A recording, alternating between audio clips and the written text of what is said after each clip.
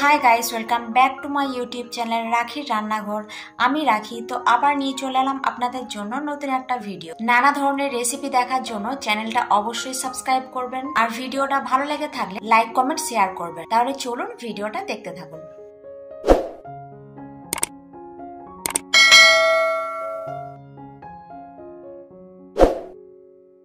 রান্নাটা খুব সিম্পল হলেও এই লাউ পোস্ত খেতে কিন্তু খুবই টেস্টি। তো লাউ পোস্ত বানানোর জন্য আমি নিয়ে নিয়েছি 500 গ্রাম ওজনের একটা লাউ। আর এদিকে দেখুন আমি পোস্ত নিয়ে নিয়েছি। এখানে আমি প্রায় 2 চামচের কাছাকাছি দিয়ে দিলাম পোস্ত, আর দিয়ে দিচ্ছি একটা শুকনো লঙ্কা। তো পোস্ত কিছুক্ষণ জলে ভিজিয়ে রাখলে পোস্ত খুব ভালোভাবে বাটা হয়। প্রায় আধ ঘন্টা মতো এই পোস্তটা জলে ভিজিয়ে রেখে দিচ্ছি। এই লাউ পোস্ত আলু ছাড়াও বানানো যায়। আমি এখানে 2টো মিডিয়াম সাইজের আলু নিয়েছি, আর আলুটাকে এইভাবে কেটে নিয়েছি। রান্নাটা করার জন্য এখানে আমি কড়াই বসিয়ে দিয়েছি, আর কড়াইয়ে পরিমাণ মতো দিয়ে দিচ্ছি সর্ষে তেল। প্রায় 2 চামচ মতো দিয়ে দিলাম। এদিকে তেলটা গরম হতে থাক, আর এদিকে দেখুন লাউটা কেটে নিয়েছি। ঠিক এরকম ছোট ছোট সাইজ করে সমস্ত লাউগুলো কেটে নিয়েছি, আর ধুয়ে জল ঝরিয়ে নিয়েছি। তো তেল দেখুন হালকা একটু গরম হয়ে গিয়েছে, আর এখানে সর্ষে তেলের মধ্যে ফোড়নে দিয়ে দিচ্ছি একটু কালো জিরে 1/2 চামচ মতো।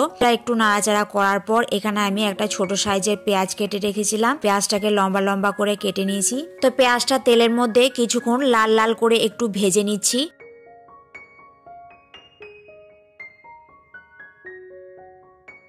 প্রায় 2-3 মিনিট ধরে পেঁয়াজটাকে একটু ভেজে নিয়েছি। পেঁয়াজটা ভেজে নেওয়ার পর এই যে ছোট ছোট করে কেটে রেখেছিলাম আলুগুলো দিয়ে দিলাম। আলুগুলো পেঁয়াজের সাথে একটু হালকা করে ভেজে নিচ্ছি।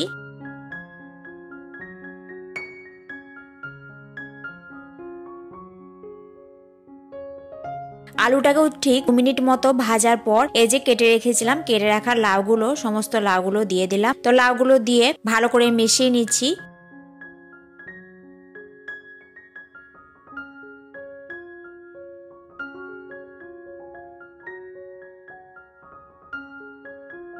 আলুর সাথে কিছুক্ষণ ধরে এটা রান্না করার পর এটা 5 মিনিটের মতো ঢাকা দিয়ে দিচ্ছি। ঢাকা দিয়ে এটাকে রান্না করছি। আর এদিকে একটা মিক্সার জার নিয়ে নিয়েছি। আর দেখুন এই যে পোস্তটা ভিজিয়ে রেখেছিলাম জলে প্রায় আধ ঘন্টা মতো, এটাকে ছাঁকনিতে দিয়ে জল ঝরিয়ে নিয়েছি।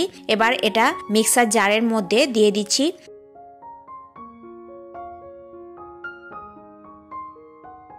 অল্প পরিমাণের পোস্ত, তাই সামান্য একটু জলও দিয়ে দিচ্ছি যাতে ভালোভাবে এটা পেস্ট বানানো হয়। তো জল দেওয়ার পর জারের ঢাকনাটা বন্ধ করে কিছুক্ষণ এটা মিক্সিতে ঘুরিয়ে নিলে এটা পেস্ট তৈরি হয়ে যাবে। এই যে দেখুন আমার পেস্টটা বানানো হয়ে গিয়েছে, একদম মিহি করে পেস্ট বানিয়ে নিয়েছি।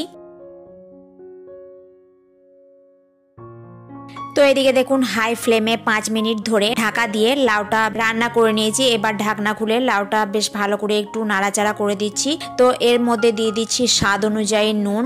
নুনটা দিয়েও লাউগুলোর সাথে নুনটা বেশ ভালো করে মিশিয়ে দিলাম।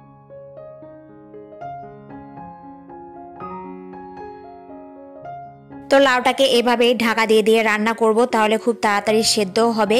আর লাউয়ের মধ্যে অনেক জলও বেড়েছে, এই জলেই কিন্তু লাউটা সেদ্ধও হয়ে যাবে। তো আবারও নাড়াচাড়া করে দিচ্ছি ভালো করে। আর এই যে পোস্তটা বেটে রেখেছিলাম, বেটে রাখা পোস্তটা দিয়ে দিচ্ছি। তো পোস্তটা দিয়ে ভালো করে লাউয়ের সাথে মিশিয়ে দিচ্ছি।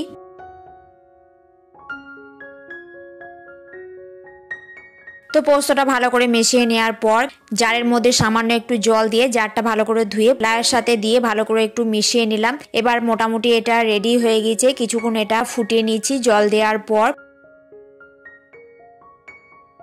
এটা একদম লো ফ্লেমে ঢাকা দিয়ে 5 মিনিটের মতো এটা রান্না করব, তাহলে কিন্তু লাউ পোস্ত আমাদের একদম রেডি হয়ে যাবে। এই যে দেখতে পাচ্ছেন লাউ পোস্ত কিন্তু একদম রেডি। আর সবার শেষে দিয়ে দিচ্ছি 2টো কাঁচা পাকা লঙ্কা আর 1 চামচের মতো সর্ষে তেল।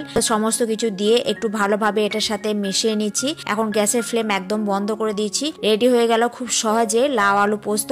রেসিপিটা কেমন লাগলো অবশ্যই কমেন্ট করে জানাবেন। চ্যানেলে নতুন হলে চ্যানেলটা অবশ্যই সাবস্ক্রাইব করে নেবেন। আবার আসছি নতুন কোনো এক রেসিপি নিয়ে। আজকের জন্য টাটা।